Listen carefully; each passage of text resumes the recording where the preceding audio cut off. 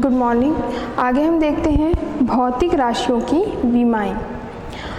विमाएं कहने का मतलब है उनका जो, जैसे हमने अभी मूल मात्रक और व्युत्पन्न मात्रक पढ़ा, तो भौतिक राशि के जो व्युत्पन्न मात्रक हैं उनको हम मूल मात्रक के उचित घात के द्वारा क्या करेंगे, व्यक्त करेंगे। उन्हें हम कहेंगे उनकी विमाएं।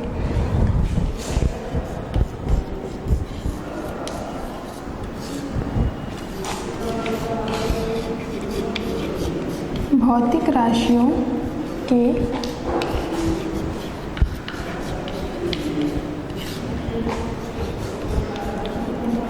व्युत्पन्न मात्रक को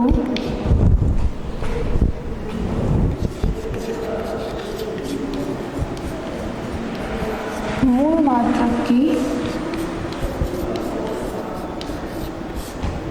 उचित घातों के द्वारा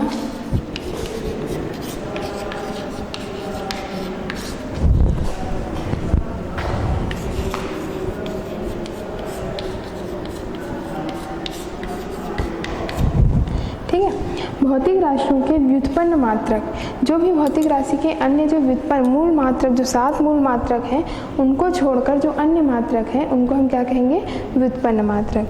भौतिक राशि के जो व्युत्पन्न मात्रक हैं उनको उनके मूल मात्रक के उचित घात के द्वारा व्यक्त किया जाता है, उसे हम क्या कहते हैं, उनकी विमाएं कहते हैं। जैसे यहाँ पर हम देख लेते हैं आयतन के बारे में। आयतन बराबर होगा लंबाई गुणा चौड़ाई गुणा ऊंचाई, ये होता है आयतन बराबर। ठीक है, तो अब यहाँ पर यदि हमको आयतन को ज्ञात करना है तो हमको लंबाई, चौड़ाई और ऊंचाई, ये 3 मान मालूम होना चाहिए। अब हम किसी वस्तु की लंबाई को किस में नापते हैं, मीटर में नापेंगे। मतलब वो लंबाई से ही हमको मिलेगा जो हमारा मूल मात्रक है, मूल मात्रक से ही हमको ये व्युत्पन्न मात्रक आयतन हमको प्राप्त होगा। तो अब इसको यदि हमको दर्शाना है तो हम क्या लिखेंगे, लंबाई L, चौड़ाई को भी L और ऊंचाई को भी L, तो ये L की घात हो गया 3। तो ये जो होगा, क्योंकि हम इसको मूल मात्रक के उचित घात से व्यक्त कर रहे हैं, इसलिए इन मात्रकों को या इसको हम क्या कहेंगे, उसकी विमाएं कहेंगे। अब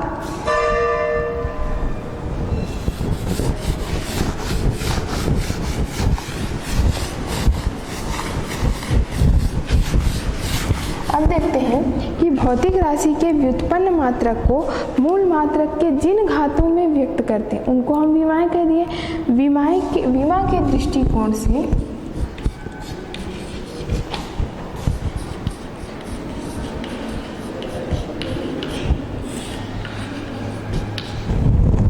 देखो, विमा के दृष्टिकोण से राशियां कितने प्रकार की होती हैं।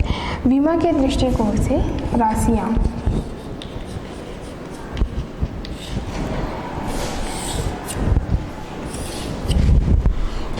विमा के दृष्टिकोण से, यदि हम विमा की बात करते हैं, क्योंकि भौतिक राशि में कोई भी भौतिक राशि है उसमें विमाओं किससे नापते हैं हम, उनके मूल मात्रक, व्युत्पन्न मात्रक को मूल मात्रक के घातों के द्वारा व्यक्त कर रहे हैं। तो यहाँ पर विमा के दृष्टिकोण से राशियाँ 2 प्रकार की होती हैं। एक होता है विमा युक्त राशि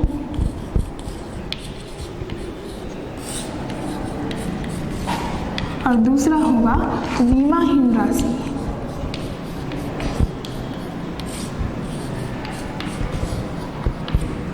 एक क्या होगा, विमा युक्त राशि। विमा युक्त राशि कहने का मतलब वे राशियां जिसमें विमा होती हैं। ठीक है, विमा युक्त, तो विमा जिसमें होगी उस राशि को हम क्या कहेंगे, विमा युक्त राशि। वे राशियां जिनमें विमाएं होती हैं उन्हें हम विमा युक्त राशि कहते हैं। विमाहीन राशि मतलब वे राशियां जिनमें विमा नहीं होती। ठीक है, वे राशियां जिनमें विमा नहीं होती उन राशियों को हम क्या कहेंगे, विमाहीन राशि कहेंगे। अब विमा युक्त राशि के 2 प्रकार होते हैं। एक होता है विमा युक्त चर राशि और दूसरा होता है विमा युक्त अचर राशि।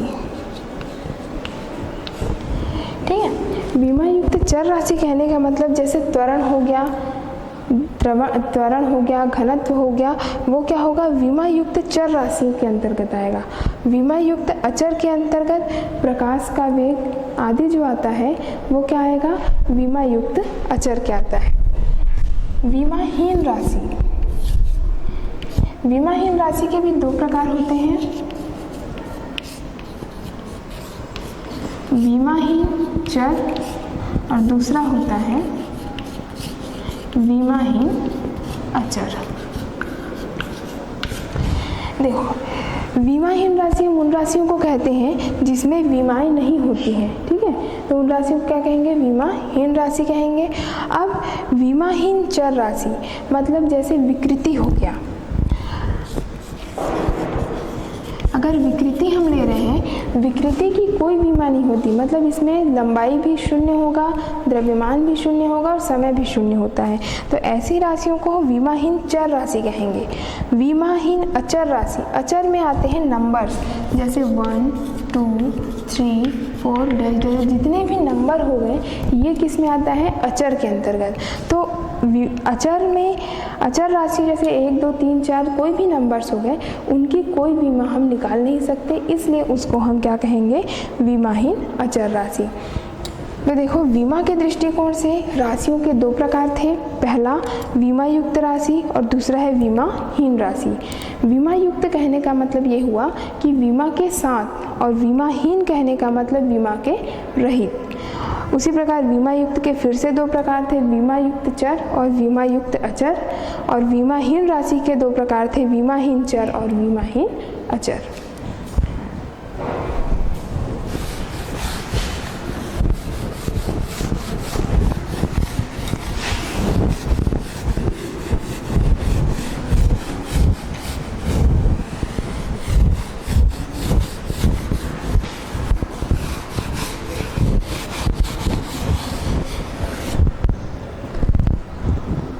अब हम देखते हैं विमीय सूत्र।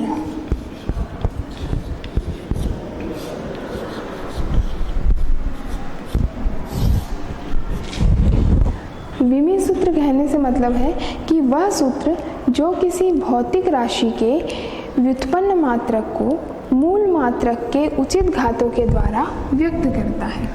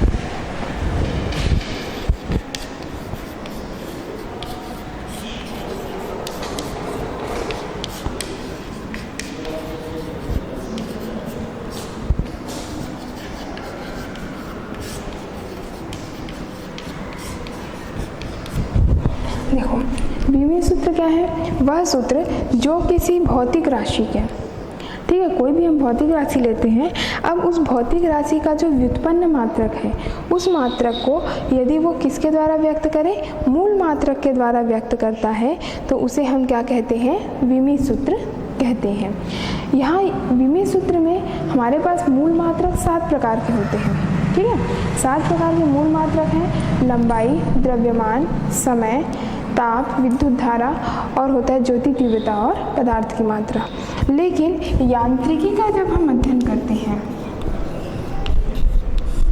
यांत्रिकी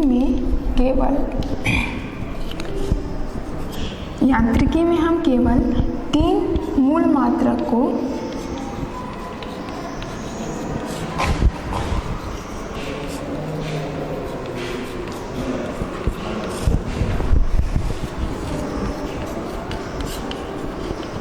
देखिए होते हैं हमारे पास 7 है मूल मात्रक, लेकिन जब हम यांत्रिकी का अध्ययन करते हैं तो यांत्रिक में केवल हम 3 मूल मात्रक के बारे में ही पढ़ते हैं, या ये बोल सकते हैं कि 3 मूल मात्रक को का ही यूज़ करके हम व्युत्पन्न मात्रक प्राप्त करते हैं। 3 के अलावा हम और अन्य मूल मात्रकों का उपयोग नहीं करते हैं। जैसे इसमें हम लंबाई के लिए लेते हैं, लंबाई के लिए लेंगे L, द्रव्यमान के लिए लेंगे M और समय के लिए लेते हैं T। तो ये 3 मूल मात्रक होते हैं।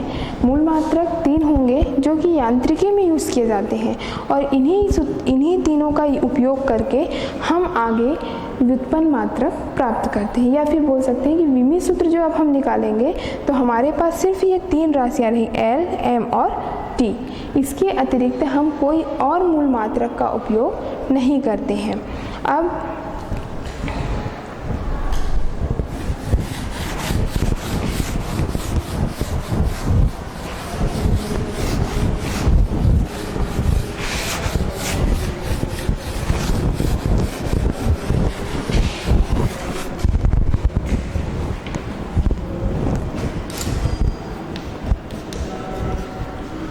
जो मूल मात्रक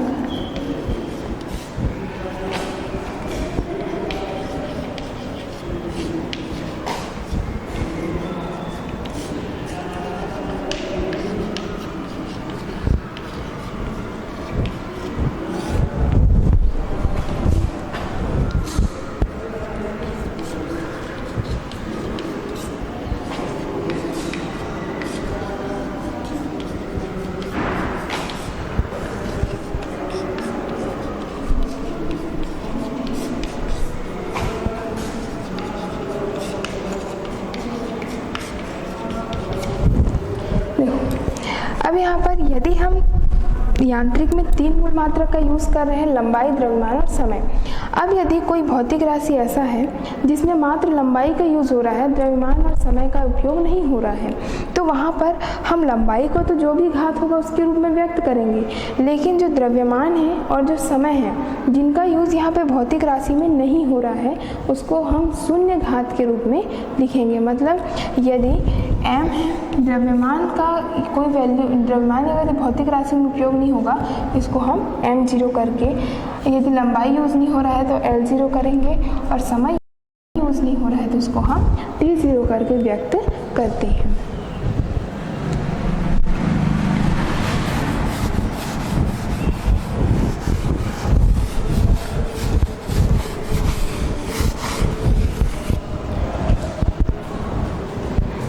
अब देखते हैं विमी सूत्र निकालना।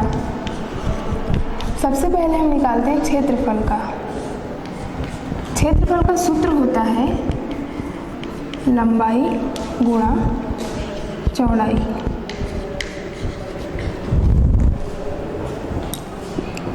अब यहाँ पर यदि हमको क्षेत्रफल का विमी सूत्र निकालना है तो क्षेत्रफल के विमी सूत्र के लिए हम क्या करेंगे, लंबाई और चौड़ाई, किसी का भी यदि हमको विमी सूत्र निकालना है तो वहाँ पर हमको उसका फॉर्मूला मालूम होना चाहिए।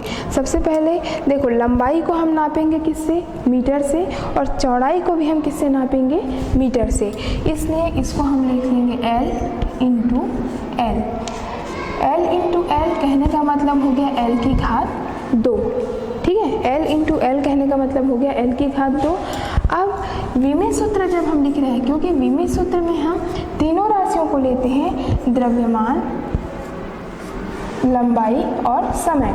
अब यहाँ पर जब हम क्षेत्रफल निकालें तो समय तो यहाँ पर समय और द्रव्यमान यहाँ सम्मिलित है क्या, नहीं है। इसलिए यहाँ पर द्रव्यमान को हम ले लेंगे 0, समय को भी ले लेंगे 0, और L का घात कितना है, 2। तो ये हो जाएगा क्षेत्रफल का विमी सूत्र, m0, L की घात 2 और T0।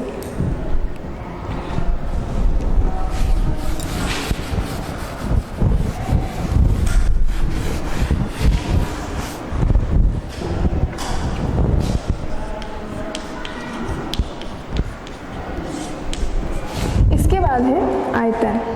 अब आयतन में देखते हैं, आयतन का सूत्र होता है लंबाई गुणा चौड़ाई गुणा ऊंचाई। ये होता है किसका? आयतन का सूत्र, लंबाई गुणा चौड़ाई गुणा ऊंचाई। अब यदि हमको किसी का लंबाई चौड़ाई और ऊंचाई नापना है तो ये भी किस में आएगा? मीटर में ही आएगा। इसलिए हम तीनों को लिख लेंगे L इंटू L होगा, L इंटू L मतलब L यहाँ पर 3 बार आया है तो ये हो जाएगा L की घात 3। मतलब विमीय सूत्र होगा m0 L की घात 3 T0। क्योंकि यहाँ पे जो द्रव्यमान है, द्रव्यमान यहाँ पे है क्या? नहीं है, इसलिए हम द्रव्यमान की घात क्या लिखे? 0 लिखे। उसी प्रकार यहाँ पर समय भी नहीं है, इसलिए समय को भी हम क्या लिखे? 0 लिखे। बाकी जो हमारे पास है मतलब लंबाई है 3 टाइम्स लिए, इसलिए लंबाई की घात क्या ले लिए? 3। तो इसका विमीय सूत्र आ गया m0 L की घात 3 T0।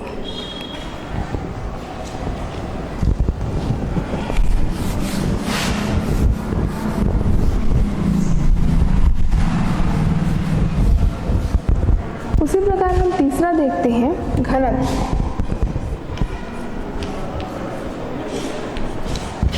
घनत्व होता है, घनत्व बराबर द्रव्यमान बटे आयतन। ठीक है, घनत्व का फॉर्मूला क्या होता है? द्रव्यमान बटे आयतन।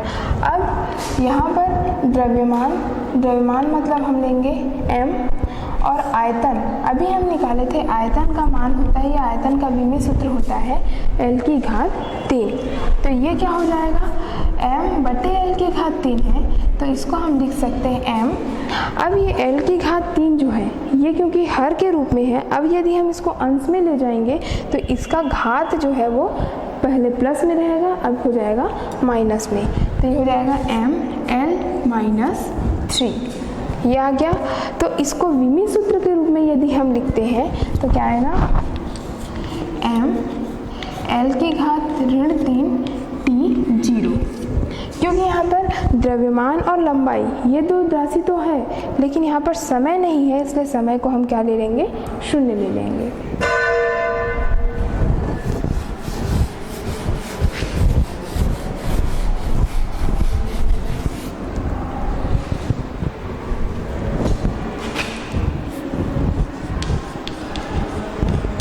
इसके बाद चौथा हम लेंगे आपेक्षिक घनत्व।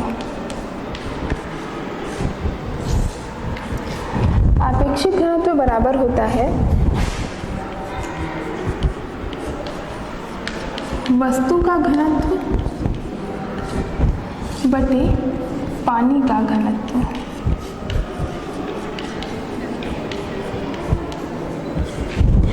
अब देखो यहाँ पर आपेक्षिक घनत्व बराबर क्या है? वस्तु का घनत्व बटे पानी का घनत्व। मतलब घनत्व का जो विमीय सूत्र है वही आएगा, क्योंकि चाहे वस्तु का ले चाहे पानी का ले, दोनों ही पदार्थ है और पदार्थ का घनत्व होता है m L की घात -3 बटे m L की घात -3। ये दोनों इक्वल है इसलिए दोनों कट गए, तो क्या आएगा यहाँ पर?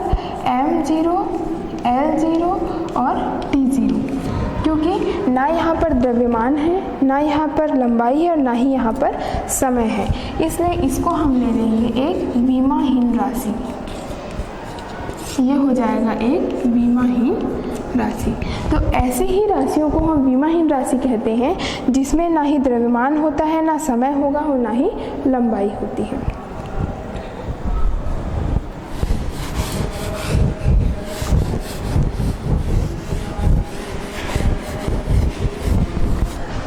अब अगला देखते हैं वेग।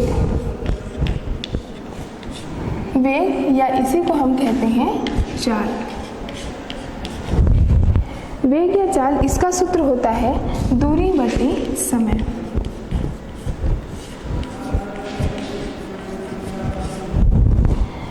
अब दूरी को हम किस में नापेंगे? दूरी कहने का मतलब दो स्थानों के बीच का जो डिस्टेंस होता है, तो दो स्थानों के बीच की दूरी कहेंगे, मतलब इसको हम नापेंगे मीटर, मतलब ये लंबाई हो गया। और समय को नापेंगे t से।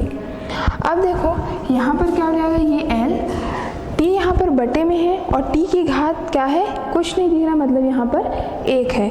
तो जब हम t को हर से उठाकर कहाँ ले जाएंगे, अंश में लाएंगे, तो इसका घात हो जाएगा -t-1।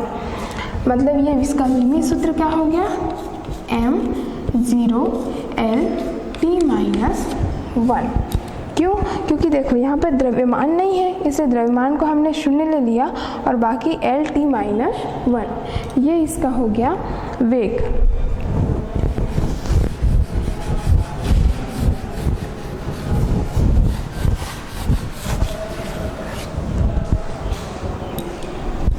अब अगला होता है संवेग। अब देखो संवेग बराबर होता है द्रव्यमान गुणा वेग।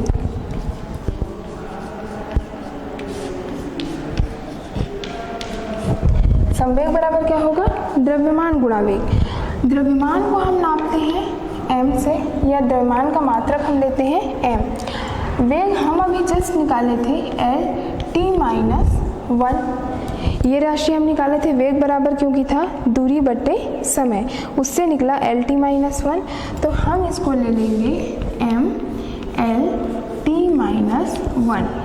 यहाँ पर तीनों राशियाँ हैं, द्रव्यमान भी है, लेंथ भी है, लंबाई भी है और समय भी है। तो इस प्रकार हम ऐसे विमीय सूत्रों का मान निकालते हैं। अन्य जो भी और राशि जैसे हो गया त्वरण, विस्थापन, उन सब का भी विमीय सूत्र हम इन विधि के द्वारा निकाल सकते हैं।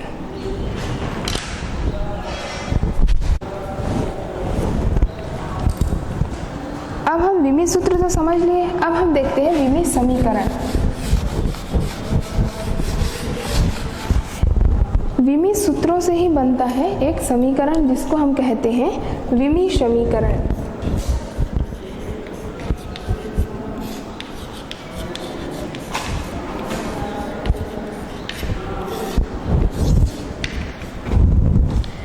विमीय समीकरण वह समीकरण जो भौतिक राशि के व्युत्पन्न मात्रक का संबंध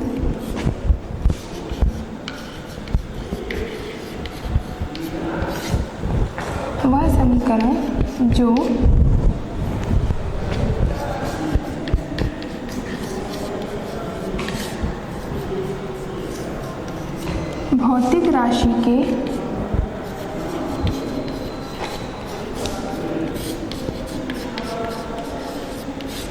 व्युत्पन्न मात्रक का संबंध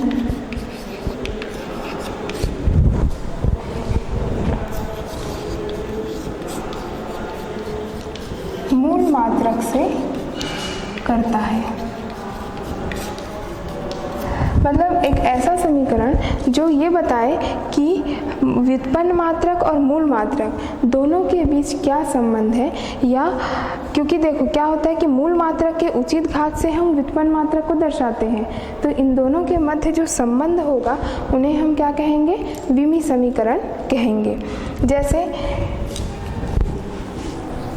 S = ut plus half at का स्क्वायर, ये एक समीकरण है।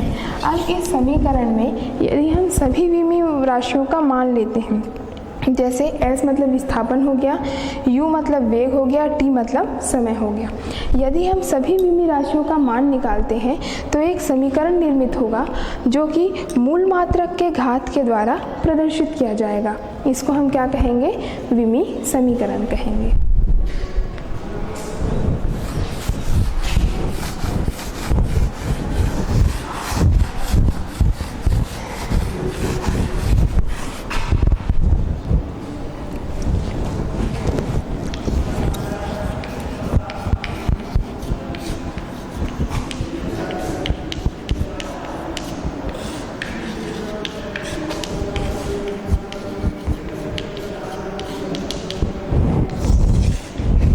विमीय समांगता का सिद्धांत। विमीय समांगता का सिद्धांत क्या है, इसके अनुसार किसी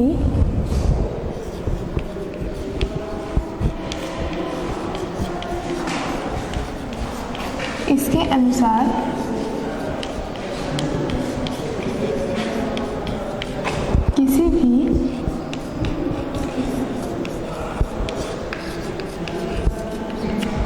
भौतिक राशि का, ठीक है, विमी समांगता का सिद्धांत, समांगता मतलब उसकी शुद्धता का सिद्धांत बोल सकते हैं। तो इसके अनुसार किसी भी भौतिक राशि का हम शुद्ध भौतिक समीकरण के दोनों पक्षों की विमाएं क्या होती है। देखो कोई भौतिक राशि है उसका एक समीकरण बनता है जिसको हम क्या कहते हैं, विमी समीकरण कहते हैं। एक भौतिक राशि है, भौतिक राशियों के समीकरण को हमने क्या कहा, विमी समीकरण। तो किसी भी इसके अनुसार विमी समांगता के सिद्धांत के अनुसार किसी भी भौतिक राशि का समीकरण,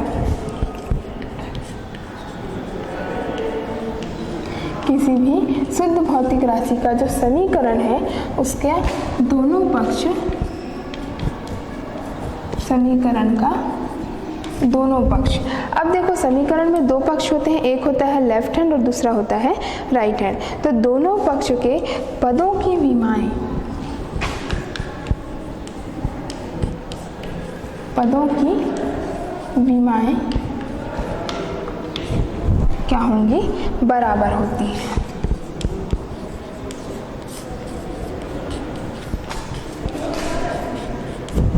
ठीक है, ये होता है विमी समांगता का सिद्धांत कि जब हम भौतिक राशि में कोई भी भौतिक राशि का समीकरण लेते हैं, मतलब भौतिक राशि का समीकरण से मतलब क्या हुआ, विमी समीकरण। जैसे हम देख लेते हैं एक समीकरण u = v + a t, ये क्या है, समीकरण है।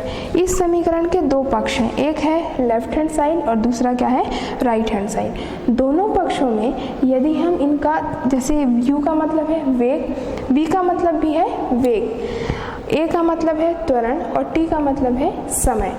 तो अब यहाँ पर अब देखते हैं कि यदि हम इस भौतिक राशि में दोनों पक्षों की बात करते हैं, तो इस भौतिक राशि मतलब वेग, इसका हम एक समीकरण निकालेंगे या इसका हम सूत्र निकालेंगे, और दूसरे पक्ष राइट हैंड साइड में v + at, इसका भी हम एक समीकरण निकालेंगे। तो लेफ्ट हैंड की जो विमा है वो राइट हैंड की विमा के बराबर होगी, मतलब दोनों पक्षों की विमाएं क्या हो जाएंगी, समान होंगी। इसे हम कहते हैं विमीय समांगता का सिद्धांत। क्योंकि हम जो समानता की तुलना कर रहे हैं वो किस आधार पे कर रहे हैं, विमी समीकरण के आधार पे कर रहे हैं। इसलिए विमी समांगता के सिद्धांत यही कहता है कि किसी भी भौतिक, जो शुद्ध भौतिक राशि है, ठीक है, किसी भी शुद्ध भौतिक राशि के दोनों पदों की विमाएं क्या होंगी, समान होंगी। अब यहाँ पर देखते हैं कि इसका उपयोग क्या होता है।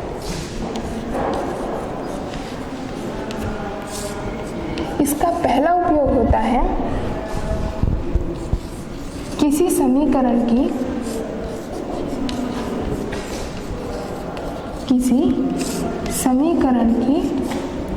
शुद्धता की जांच करना।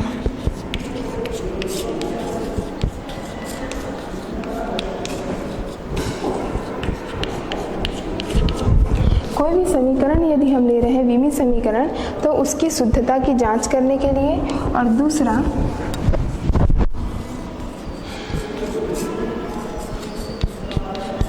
किसी भौतिक राशि के मध्य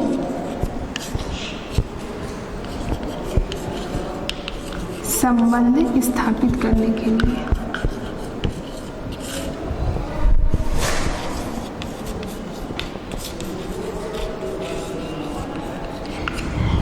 यहाँ पर हम तुलनात्मक अध्ययन करते हैं विमी समांगता में कि दो पक्ष होते हैं लेफ्ट हैंड और राइट हैंड साइड, दोनों पक्षों की विमाएं क्या होनी चाहिए, बराबर होनी चाहिए।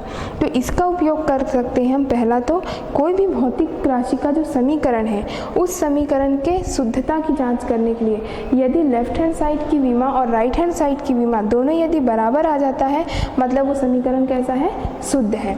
दूसरा होता है भौतिक राशि के मध्य संबंध स्थापित करने के लिए, मतलब यानी जो भी समीकरण दिया है तो उसमें बाएं साइड का संबंध हम दाएं साइड से स्थापित करते हैं।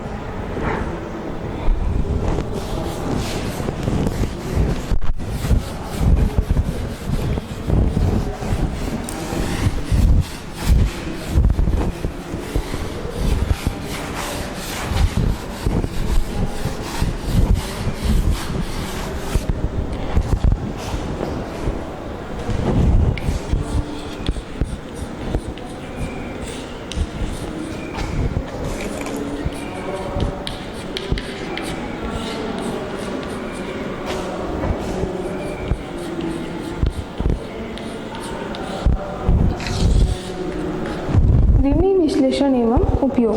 अब विमी विश्लेषण कहने का मतलब, इसमें विमी विश्लेषण का जो उपयोग है, विमी विश्लेषण मतलब जो भौतिक राशि है उनको विमाओं में विश्लेषित करना, मतलब उसकी विमा निकालना। पहला उपयोग है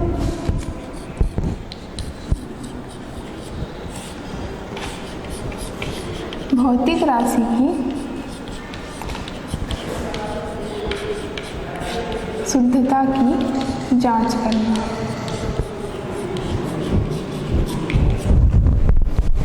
दूसरा उपयोग है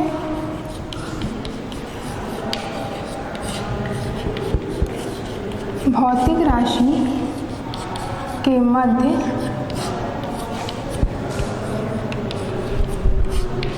संबंध स्थापित करना।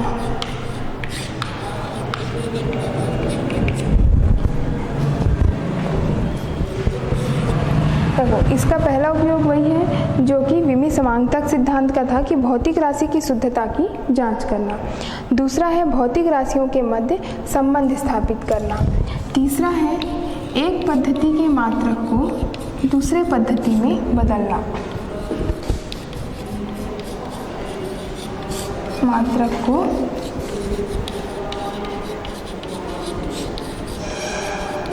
दूसरी पद्धति के मात्रक में बदलना। ये इसका तीसरा उपयोग है। जैसे हमारे पास हमने 4 पद्धति पढ़ा है, उसमें एक पद्धति, जैसे मान लो CGS पद्धति का कोई मात्रक है, उसको हमको बदलना है MKS पद्धति में, तो हम ये काम विमी विश्लेषण के आधार पर कर सकते हैं। और चौथा होता है किसी भी भौतिक राशि का मात्रक। किसी भी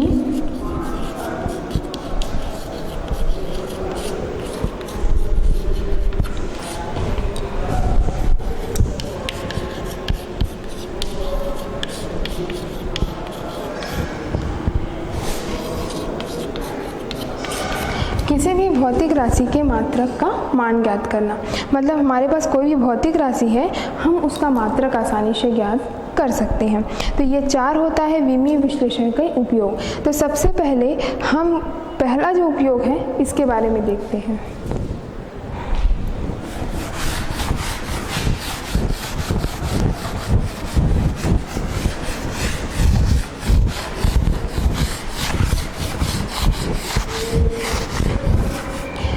उसका पहला उपयोग था कि भौतिक राशियों की शुद्धता की जांच करना।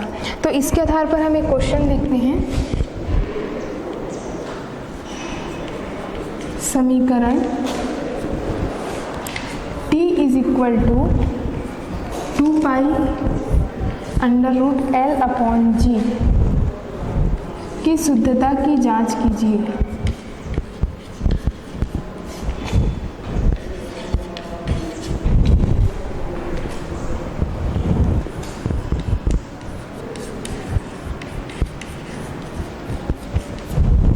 देखो, यहाँ पर एक समीकरण है T = 2π√L/G। ये समीकरण है दोलन काल का, मतलब दोलन चुंबकत्वमापी के दोलन काल का। यहाँ पर T बराबर होता है दोलन काल, या इसी को हम कह सकते हैं आवर्त काल।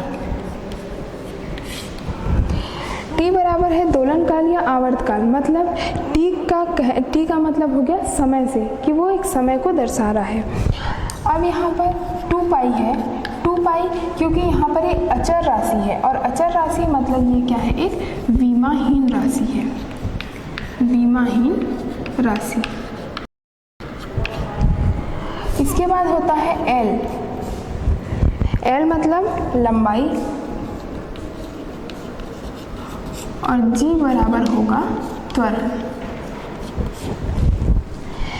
देखो, यहाँ पर T बराबर आवर्तकाल, जिसको हम समय बोले। 2π बराबर क्या है, विमाहीन राशि, क्योंकि ये अचर राशि को प्रदर्शित करता है। L उस पदार्थ की लंबाई, और G होता है उसका गुरुत्वीय त्वरण, जिसको हम लेंगे त्वरण। तो T की विमा हो जाएगी, T की विमा होगी m0 L0 T, क्यों?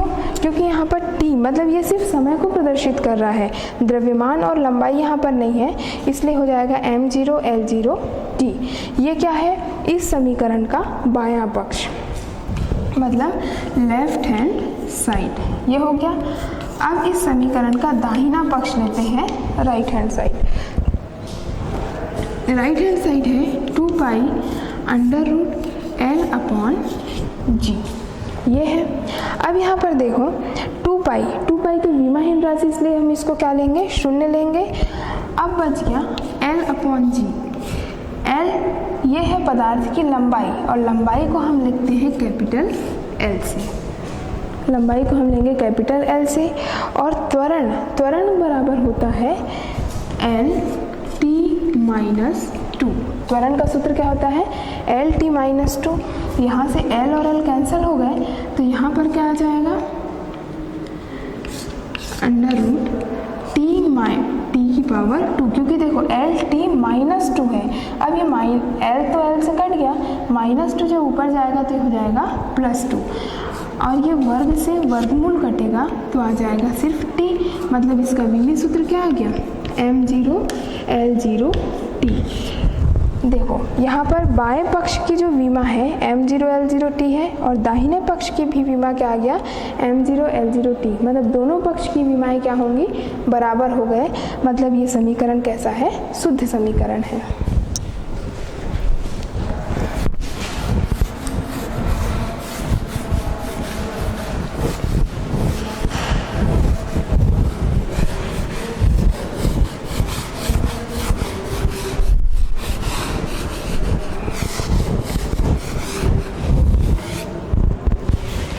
एक और समीकरण देखते हैं। समीकरण S =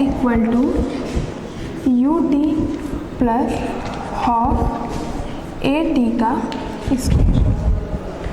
अब यहाँ पर S बराबर क्या है? विस्थापन। S बराबर होगा विस्थापन। S =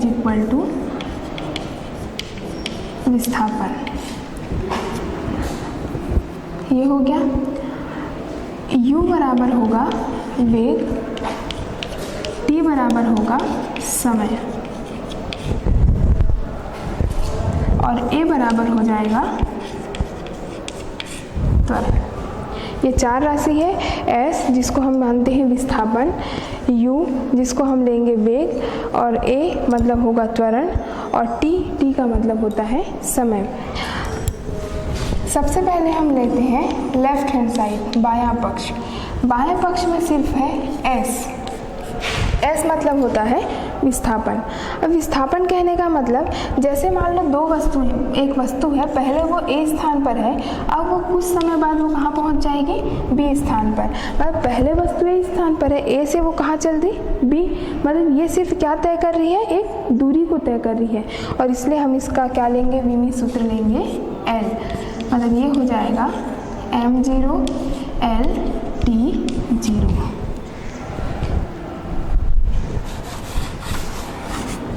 अब इसके बाद लेते हैं हम राइट हैंड साइड।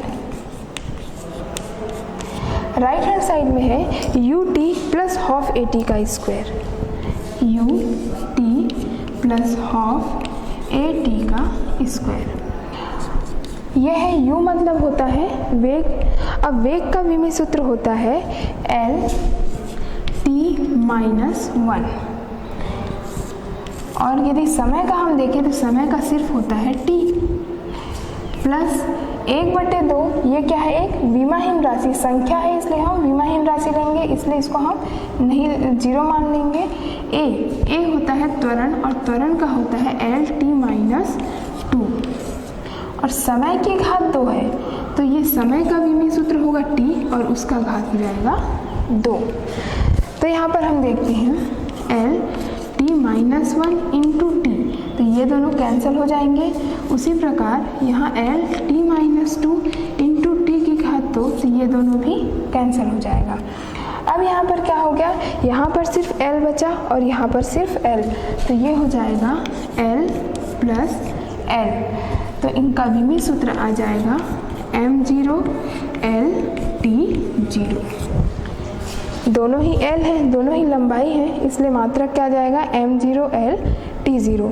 तो यहाँ पर देखो लेफ्ट हैंड साइड और राइट हैंड साइड दोनों का मान क्या है, बराबर है। तो हम ये कह सकते हैं कि दोनों क्या है, समीकरण शुद्ध हैं, क्योंकि यहाँ पर विमीय समांगता का सिद्धांत के आधार पर जो भौतिक समीकरण थे उनके निकायों का यदि बायां पक्ष का मान और दाहिने पक्ष का मान यदि बराबर आ जाता है तो वो क्या हो जाता है, शुद्ध समीकरण कहलाता है।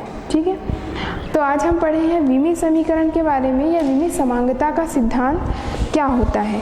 तो उसके आधार पे हम ये उसका पहला उपयोग था कि भौतिक राशियों की शुद्धता का मापन करना, वो हम देखें और उसके कुछ उदाहरण देखें। धन्यवाद।